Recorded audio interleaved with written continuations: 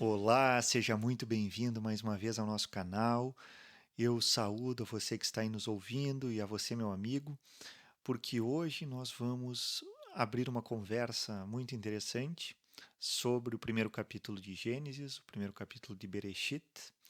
E vou já reforçar, fazendo essa parte introdutória, que os sábios da tradição dizem que antes deste universo que nós conhecemos, antes desta criação, muitos outros universos foram criados, porém eles não persistiram. E este universo persistiu porque ele foi feito com peso, com número, com medida. Ele foi feito com uma ordem.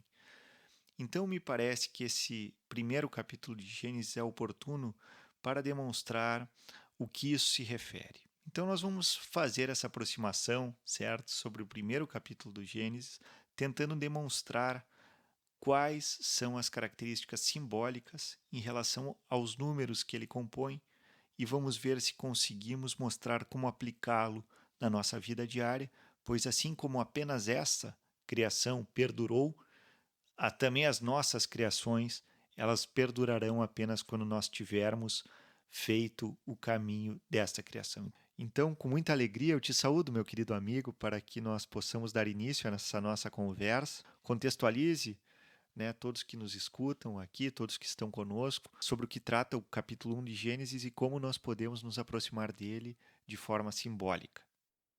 Olá, querido amigo, é com muita alegria que eu estou aqui contigo e com a nossa audiência para que a gente possa falar sobre esses temas que alimentam a nossa alma.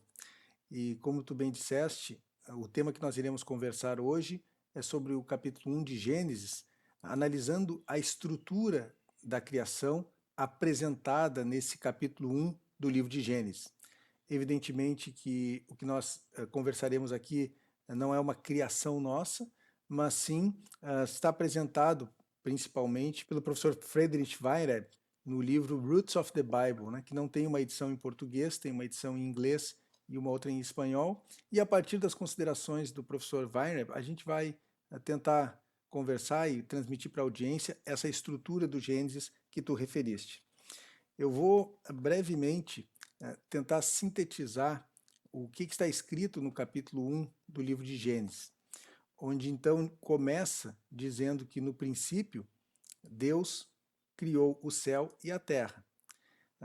Ainda nesse primeiro dia, Deus criou a luz e separou a luz das trevas.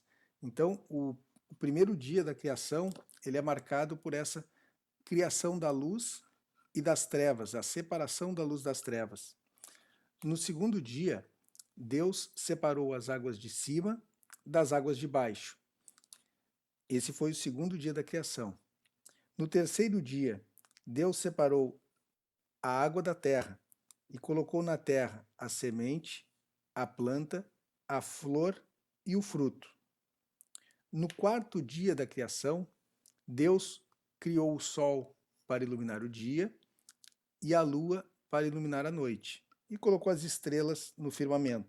No quinto dia, Deus criou os seres que vivem no céu, os pássaros, as aves, e criou os seres que vivem na água, os peixes e os demais habitantes da água. No sexto dia, Deus criou os animais domésticos e criou os animais selvagens. E criou ainda o homem e a mulher, a sua imagem e semelhança.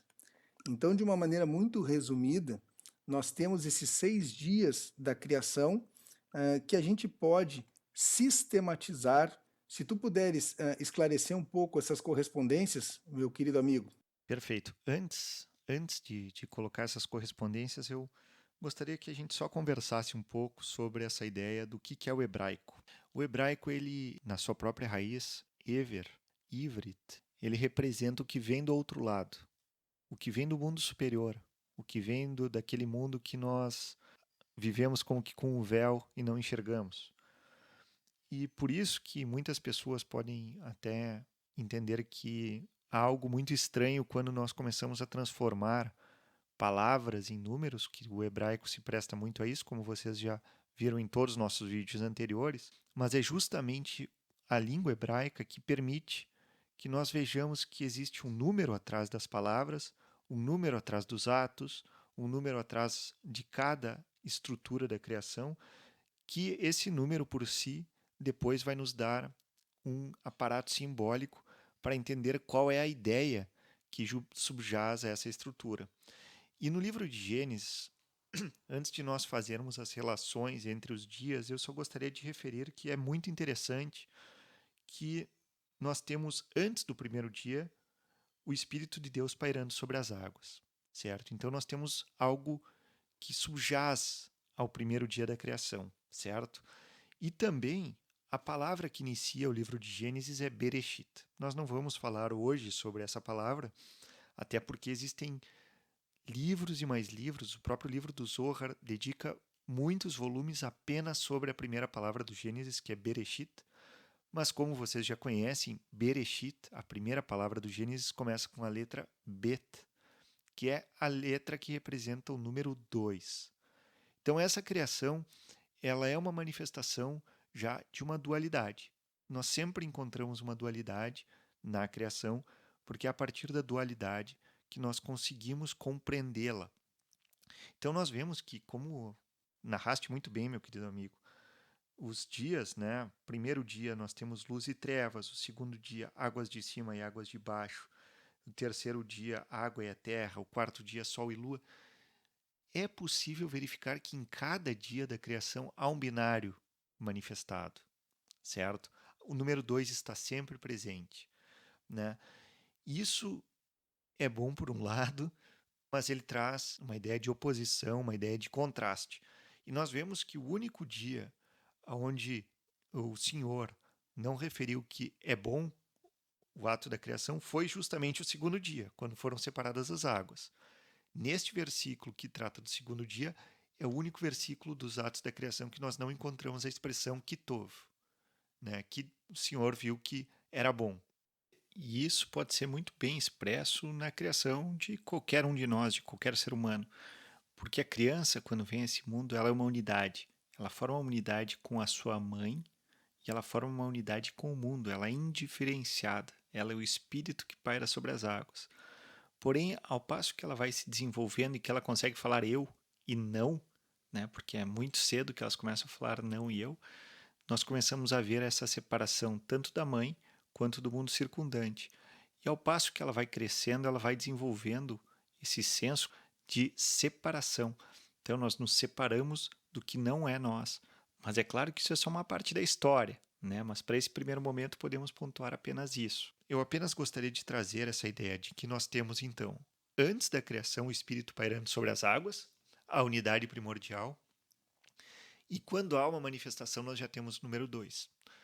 Quando nós chegamos no número 2, Frederick Weinreb diz o seguinte: as análises combinatórias, isso no plano matemático, que são possíveis a partir do número 2, são 4 análises combinatórias. E o número 4, então, ele sempre vai representar a manifestação total da dualidade. E isso nós vemos no próprio alfabeto hebraico, porque a última letra do alfabeto hebraico é a letra Tav, que representa o 400, que representa o 4 na última potência, né? Toda a manifestação. Então, só para dar essa ideia, o 2 sempre representa a oposição, o 4 representa a manifestação no seu plano máximo, certo? Isso a gente consegue ver em toda a estrutura da criação, tanto no nome do Adam, quando nós vemos que Adam tem o 1 do Aleph, o 4 do Dalet e o 40 do Mem, ou seja, é sempre uma manifestação do 1 para 4, certo? Então o 4 representa essa manifestação e nessa estrutura da criação nós temos esse binário muito presente. Tá? Então nós passamos dessa primeira ideia, né, de que tudo é binário nessa criação, até para que nós possamos ver e entendê-la, e nós podemos agora sim fazer essa relação dos dias da criação. Né? Eu até te passo a palavra porque falei bastante aqui. Então, como nós podemos estruturar esses dias da criação? Essa é a minha pergunta a ti, meu querido amigo. Pois é, tentando responder então a essa pergunta, nós vemos que é como se fosse um reflexo de uma estrutura, né, uma correspondência que existe entre o primeiro e o quarto dia, entre o segundo e o quinto dia, entre o terceiro e o sexto dia. A gente vê que o quarto dia, por exemplo, em que Deus cria o sol e a lua, ele não deixa de ser um reflexo daquela primeira criação da luz das trevas, né? Então a gente tem aí essa dualidade presente, como se fosse então dois ciclos de 3 dias, né? Então 2 e 3, teve 3 dias de criação que eles se reproduzem numa outra escala a partir do quarto, quinto e sexto dia, né? Então, como se fossem dois triângulos assim se sobrepondo. E a gente tem ainda, dentro dessa questão da dualidade, dentro dessa questão da criação, tu referiste o número 4 naquela análise combinatória. O número 2 ele chega até 4 combinações, né? A gente combina 1, 1, 1, 2, 2, 1, 2, 2, 4 vezes dentro dessa combinação. E nós temos, nesses 3 dias, 4 atos. O professor Weinreb divide, então, no primeiro dia é um ato de criação, a luz e as trevas. No segundo dia, um ato de criação, as águas de cima das águas de baixo. No terceiro dia, 2 atos de criação. Separa as águas da terra e coloca na terra a semente, a planta, as flores, os frutos. A mesma coisa no quarto, quinto e sexto dia. O quarto dia tem um ato de criação do Sol e da Lua. O quinto dia, um ato de criação, que é a criação dos seres viventes no ar e dos seres viventes na água. E no sexto dia nós temos um dia com 2 atos de criação. E aí nós temos os animais domésticos e os animais selvagens e a criação do homem à sua imagem e semelhança. O que eu estou querendo dizer, então, é que esses elementos que tu bem referiste, eles estão exatamente presentes nessa estrutura, onde nós temos o 3 e o 4, quase que em duplicidade, ou podemos dizer em duplicidade, só que numa outra escala. Não sei se foi claro nessa explicação, nesse reflexo, quase nesse espelho que nós vemos nesses 6 dias da criação. Foi claro e, claro, agora eu imagino que quem escute isso diz, tá, e daí? Né? Porque, bom, perfeito. Então eu vejo que o primeiro dia, onde tinha luz e trevas, ele é refletido no quarto dia sobre o Sol e a Lua. O segundo dia, das águas de cima e as águas de baixo, tem uma relação com o quinto dia, que é a vida né, nos céus, nas águas de cima, e a vida nas águas de baixo.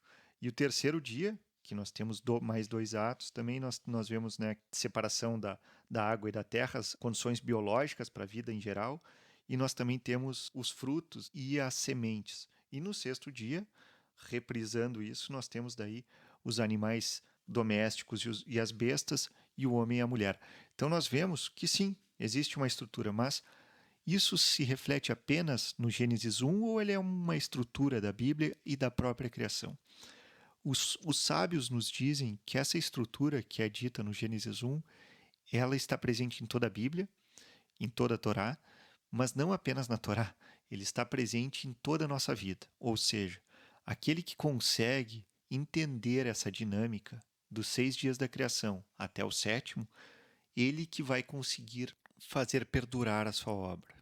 Então, a primeira analogia e demonstração de como isso se repete é nos próprios patriarcas. Nós podemos lembrar que nós temos Abraão, que estaria representado no primeiro dia. Nós temos Isaac, que representaria o segundo dia, né? E nós vemos que o Abraão era aquele que dava tudo, sempre estava na frente da sua tenda, ele era o amor, né? A compaixão com aqueles que passavam. O segundo dia, que é uma divisão, que como até referi, não consta a expressão kitov, nós temos o Isaac, que foi aquele que sofreu, né, que foi passivo, aquele que foi levado para o sacrifício, e temos até aquela expressão, o temor de Isaac.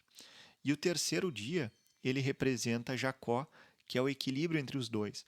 E olha que interessante, querido amigo, né? Nós temos 3 patriarcas, mas nós temos 4 matriarcas. Nós não podemos esquecer que o Jacó ele teve 2 esposas.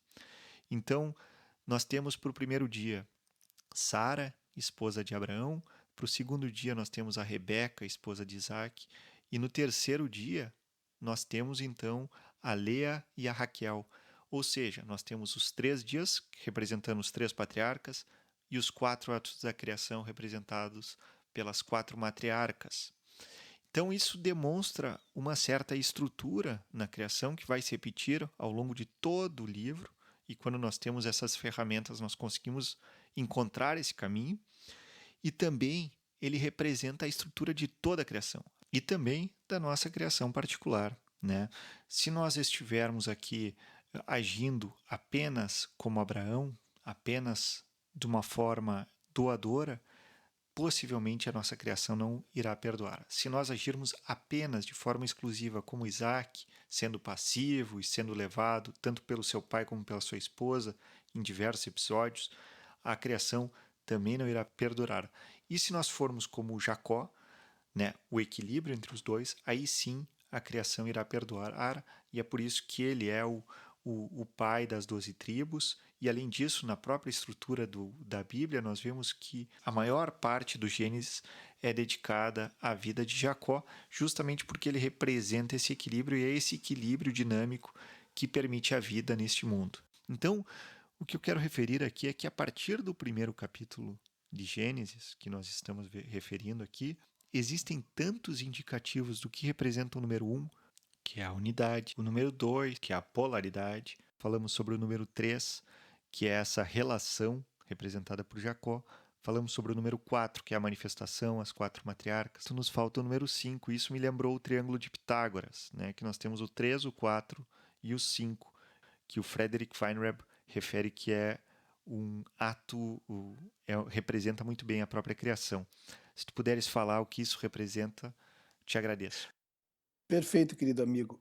Nós temos dentro dessa estrutura do 3, do 4 e do 5, o 3 representando o princípio masculino, o 4 representando o princípio feminino e o 5 representando o princípio do filho, né? do resultado dessa união entre o masculino e o feminino.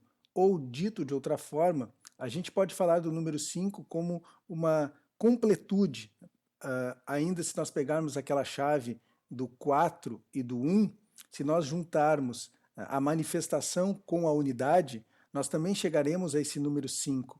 Então o 5, ele tanto pode ser esse resultado, essa hipotenusa daquele triângulo retângulo da união entre o masculino e o feminino, quanto pode ser também essa completude representada pelos dedos de uma mão, porque nós temos na mão o polegar e os outros 4 dedos, o polegar simbolizando essa unidade e os outros 4 dedos a manifestação. Então o 5, ele é sempre essa completude, né?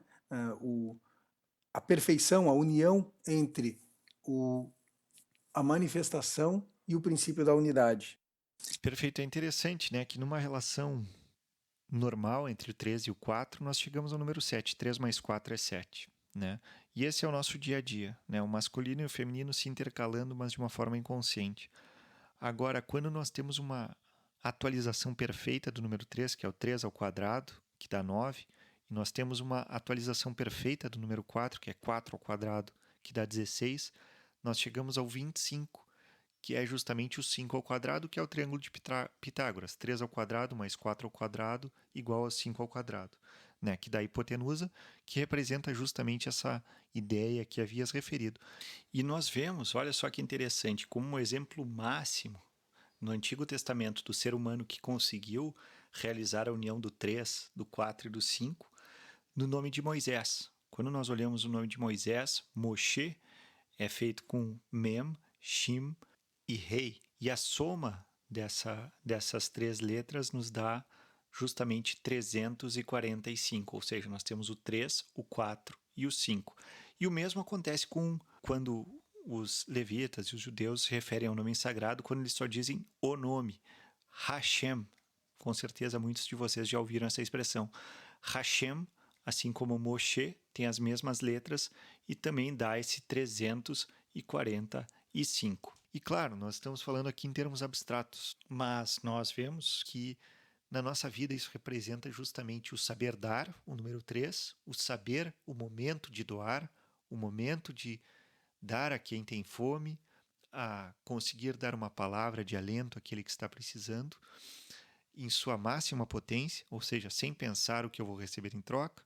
O número 4, que é passivo, como havias referido, é feminino em termos de polaridade. Ele representa o saber receber, né? Nós recebermos o amor que as pessoas têm para nos dar, não apenas querer dar, mas saber também a hora de receber, como aquele exemplo da mãe que faz um banquete para o filho, faz sua comida preferida. Tudo que se espera do filho é a atitude de saber receber.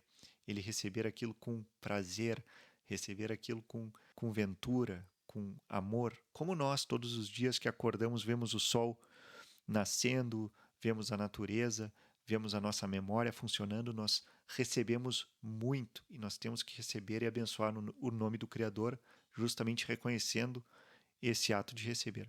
E quando nós implementamos essa dinâmica em nossa vida de saber doar ao máximo e saber receber na correta medida também, nós manifestamos essa luz, representada pelo número 5, certo?